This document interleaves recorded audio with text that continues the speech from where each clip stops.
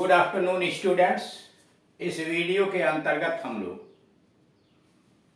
Mixed sentences यानी मिश्रित वाक्यों का कैसे अनुवाद किया जाता है, मतलब विभिन्न संरचना वाले वाक्य, विभिन्न प्रकार के वाक्य जो एक जगह कलेक्ट कर दिए गए हैं, उसमें विभिन्न नियम से ट्रांसलेशन होते हैं।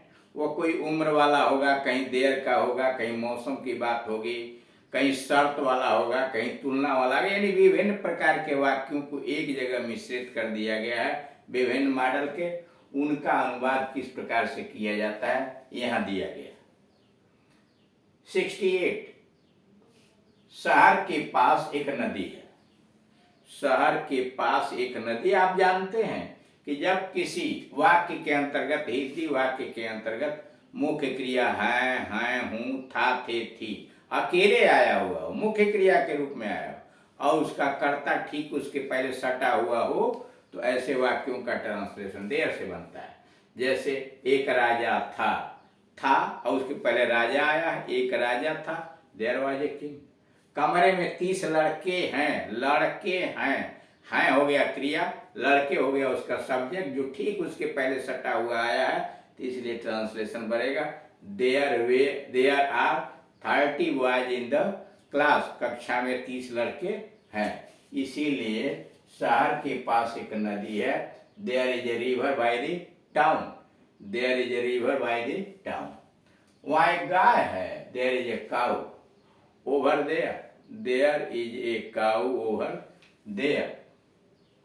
मेरे गांव में एक साधु रहता था। यहाँ भी कुछ वाक्यों में ऐसा भी होता है कि जब कर्ता आसानी से सुलभ नहीं होता तो देर से बना देते हैं। जैसे there lived a saint in my village. There lived a saint in my village. शाम को प्रीति भोज है। देयर इज ए, प्रीति भोज सब्जेक्ट है, इज इसमें मुख्य क्रिया है, यानी यह देर का प्रयोग यहाँ दिखलाया गया है। There is a dinner in the evening. There is a dinner in the evening. शाम को प्रीति भोज है। There is a dinner in the evening. वह आज सुबह में आई। वह आज सुबह में आई। She came this morning. वह आज सुबह में आई। आज सुबह के लिए this morning. She came this morning. वह आज सुबह आई। और दूसरा जरा देखिए, वह सुबह में आई। दोनों में अंतर है। वह आज सुबह आई। She came this morning. वह सुबह में आई, तो वह सुबह में आई परसों नरसों कभी की बात हो सकती है, तो इसलिए she came in the morning. She came in the morning. उसने जब से कार्य प्रारंभ किया, या उसने जब से कार्य आरंभ किया, तब से 5 घंटे बीत चुके हैं। उसने जब से कार्य आरंभ किया तब से 5 घंटे बीत चुके हैं। 5 hours have passed. 5 hours have passed since he began the work. 5 hours have passed since he began the work. उसने जब से कार्य आरंभ किया तब से 5 घंटे बीत चुके हैं। 5 hours have passed since he began the work. 75 जब मैं वहां आया, मैं जब से यहां आया, मैं जब से यहां आया, तब से 10 वर्ष बीत चुके हैं। मैं जब से यहां आया तब से 10 वर्ष बीत चुके हैं। 10 years have passed. 10 years have passed since I came over here. मैं जब से यहां आया तब से 10 वर्ष बीत चुके हैं। 10 years have passed since I came over here. जब वह लौटेगा तब मैं बाहर जाऊंगा। जब वह लौटेगा तब मैं बाहर जाऊंगा। I will go out when he returns. जब वह लौटेगा तब मैं बाहर जाऊंगा। I will go out when he returns.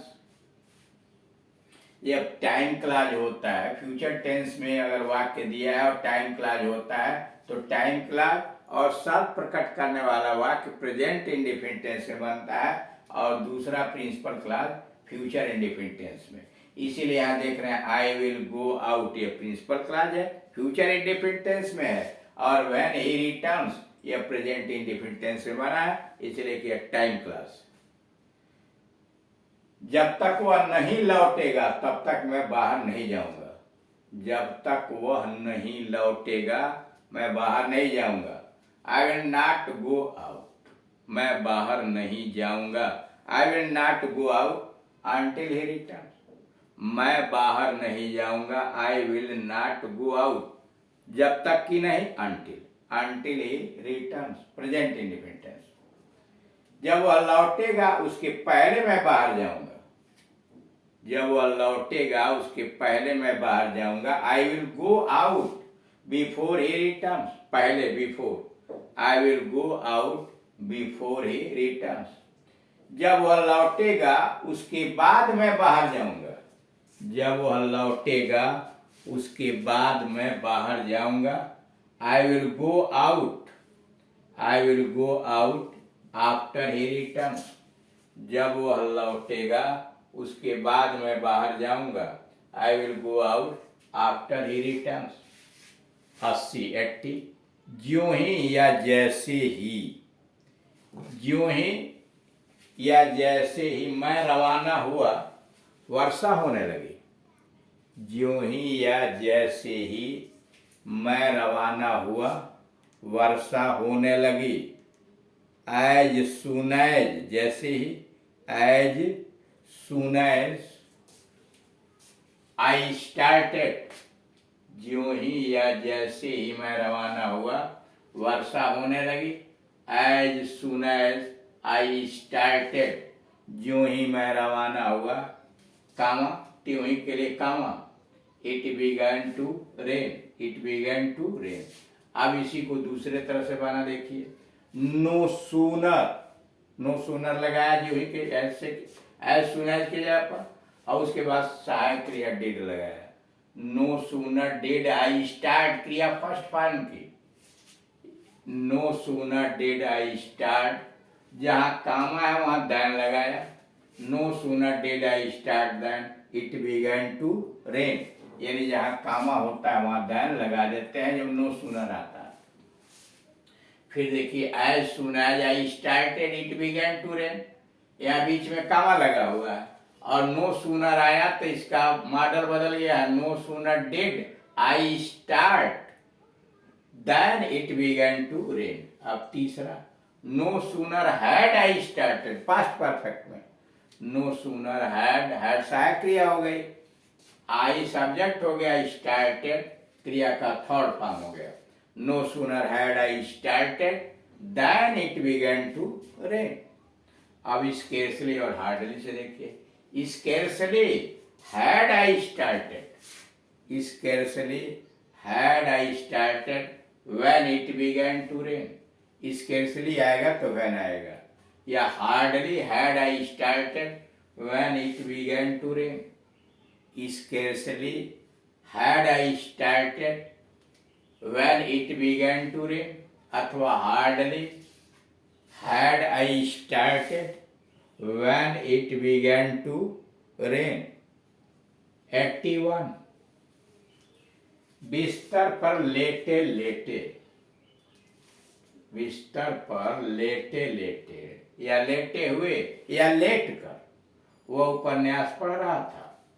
बिस्तर पर लेटे लेटे या बिस्तर पर लेटे हुए या बिस्तर पर लेट कर वह उपन्यास पढ़ रहा था। लाइंग इन द बेड, बिस्तर पर पड़ा हुआ। Lying in the bed, he was reading A novel. Lying in the bed, he was reading A novel. उसी का दूसरा translation, while lying in the bed, while lying in the bed he was reading a novel। while lying in the bed, बिस्तर में लेटे लेटे। while lying in the bed he was reading a novel। while lying in the bed he was reading a novel। 82, पेड़ पर बैठे बैठे या बैठ कर वो डाली काट रहा था। पेड़ पर बैठे बैठे या पेड़ पर बैठे हुए वह डाली काट रहा था। सीटिंग इन द ट्री, पेड़ पर बैठे हुए। Seating in the tree he was cutting A branch. पेड़ पर बैठे बैठे वह डाली काट रहा था। Seating in the tree he was cutting A branch. बक्सा खोलकर उसने बंदूक निकाली। बक्सा खोलकर उसने बंदूक निकाली। ओपनिंग द बॉक्स, बक्सा खोलकर। ओपनिंग द बॉक्स ही टूक आउट द गन। बक्सा खोलकर उसने बंदूक निकाली। ओपनिंग द बॉक्स ही टूक आउट द गन। घर पहुंचकर मैंने स्नान किया। घर पहुंचकर मैंने स्नान किया। हैविंग रिच्ड होम, घर पहुंचकर। Having reached home I had a bath. Having reached home I had a bath. हार जाने पर वह भाग गया। हार जाने पर वह भाग गया। Being defeated he fled away. हार जाने पर वह भाग गया। Being defeated he fled away. या having been defeated, passive voice में having been defeated he fled out. ये एक्टिव वॉइस में है, ये पैसिव वॉइस में दिया गया है। Being defeated he fled out या having been defeated he fled out. सूर्य उगने पर कुहासा छंट गया। सूर्य उगने पर कुहासा छंट गया। The sun having risen, the sun having risen, the fog disappeared. सूर्य उगने पर कुहासा छंट गया। The sun having risen, the fog disappeared. The night, रात होने पर सब घर चले गए। रात होने पर सब घर चले गए। The night having come, the night having come, all went home. रात होने पर सब घर चले गए। The night having come, all went home. तो इस तरह से विभिन्न मॉडल वाले हिंदी वाक्यों को, यानी जिनकी बनावट विभिन्न प्रकार की है, किस प्रकार से अंग्रेजी में अनुवाद किया जा रहा है, उसमें क्या सावधानियां बरतनी चाहिए, इसके संबंध में जानकारी दी गई।